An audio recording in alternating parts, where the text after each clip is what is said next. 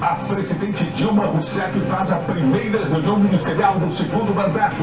Ela defende o ajuste da economia e diz que é preciso punir pessoas e não empresas. Em São Paulo, policiais são atacados por ladrões de banco. Preso no Rio, um dos assaltantes mais procurados do estado. A polícia encontra tanques de guerra num galpão em São Paulo. 2 anos depois, a homenagem às vítimas da Boate Kiss. Muita saudade, muito difícil. Mas os responsáveis pela tragédia estão em liberdade.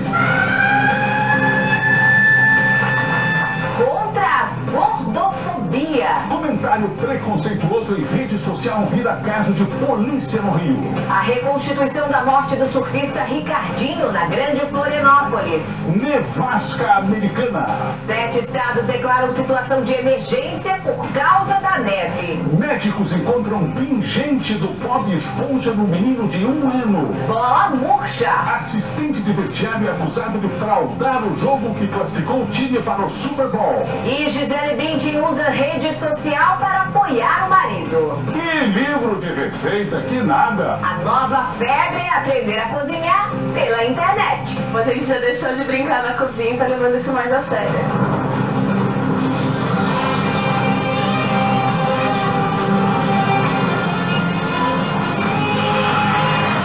Está no ar, o SBT Brasil, com Carlos Nascimento e Raquel Sherazade. Boa noite. Boa noite. Policiais foram atacados por assaltantes de banco em São Paulo.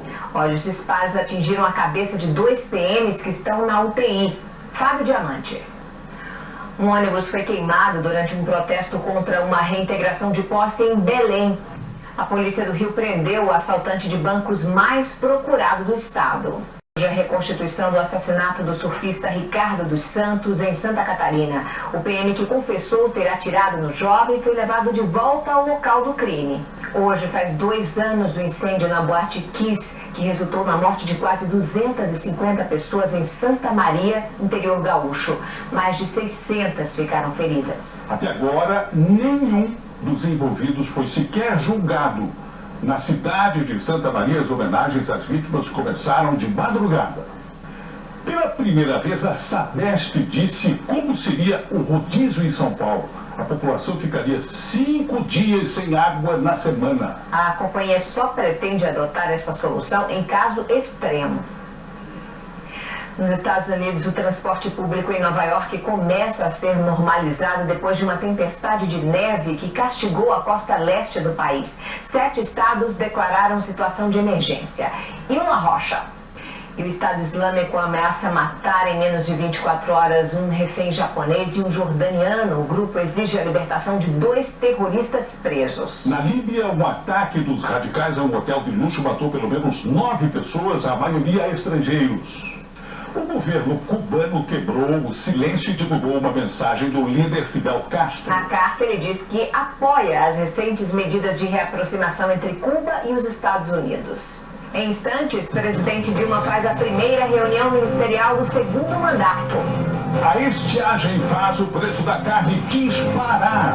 Saem os livros de receita, entra um computador. Os chefes de cozinha que fazem sucesso na internet. Nós voltamos já já.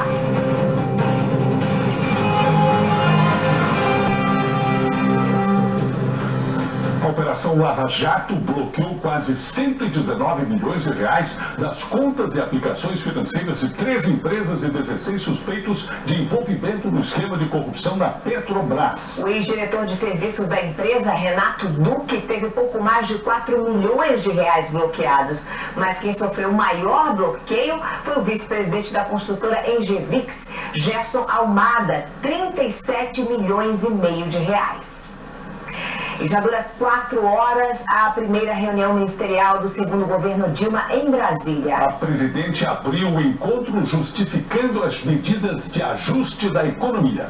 A presidente Dilma Rousseff também defendeu as empresas da Operação Lava Jato na reunião de hoje. Kennedy Alencar, boa noite. Por que essa atitude e por que ela tocou nesse assunto? Boa noite, Nascimento. Raquel, Nascimento foi a primeira defesa enfática da presidente das empresas acusadas de corrupção na Lava Jato. A Dilma fez isso e disse na primeira reunião ministerial do segundo mandato que as pessoas acusadas devem ser punidas, mas que as empresas deveriam ser preservadas. Ela está preocupada com o efeito na economia da eventual quebra de algumas empreiteiras e de demissões em massa na construção civil. Para o governo, os efeitos econômicos da Lava Jato podem piorar um ano que já parece bem difícil, Raquel. Kennedy, boa noite para você. No domingo, o governo tem um novo desafio, um grande desafio, que é a eleição para a presidência da Câmara. Quem sai ganhando, quem sai perdendo nessa briga política, na sua opinião? Raquel, se a eleição fosse hoje, o Eduardo Cunha, que é o líder do PMDB na Câmara, derrotaria o governo. No Palácio do Planalto, já se admite que vai ser difícil impedir a vitória do Eduardo Cunha para comandar a Câmara. O governo ainda vai tentar eleger o petista Arlindo Chinaglia, mas já trabalha para tentar perder de pouco e costurar algum acordo para depois conviver com um aliado que considera perigoso e incômodo. Se o Eduardo Cunha ganhar com o apoio da oposição, a relação da Dilma com o Congresso vai ficar mais difícil. Ela vai ter que negociar mais cargos e verbas para poder governar, Raquel. Obrigada, Kennedy. Obrigado, boa noite. Boa noite.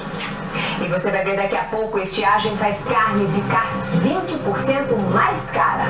Chefes de cozinha fazem sucesso na internet com receitas criativas. Lembrar para não esquecer.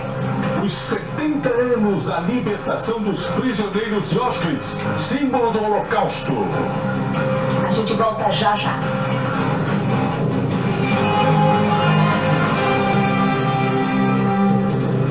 Além de secar as torneiras, a falta de chuva no país também afeta o nosso bolso e a nossa dieta. O pasto mais seco fez os bois engordarem menos e a carne ficar mais cara. Um comentário maldoso nas redes sociais virou caso de polícia no Rio e gerou um protesto fotográfico contra o preconceito às mulheres gordas. Um jogador da seleção brasileira sub-20 acusou um adversário do Uruguai de racismo. Bruno Vicari, boa noite. Faltaram provas para levar o caso adiante. Mas será que esse caso de racismo aconteceu mesmo? Olha, Raquel, além do jogador, o técnico Alexandre Galo também estava bastante revoltado, né? Então eu não imagino que eles inventariam algo tão grave. E como não pode esquecer, o mundo lembrou hoje os 70 anos da libertação de Auschwitz, o campo de concentração que se tornou símbolo do Holocausto. Estima-se que durante a Segunda Guerra Mundial, 1,5 milhão de judeus morreram em Auschwitz. Receita na cabeça, uma câmera na mão, uma página na internet. Os chefes de cozinha estão fazendo o maior sucesso na rede, Sereto Esteves. O movimento Passe Livre faz uma manifestação neste momento em São Paulo. Boa noite. Boa noite, Brasil. Tchau.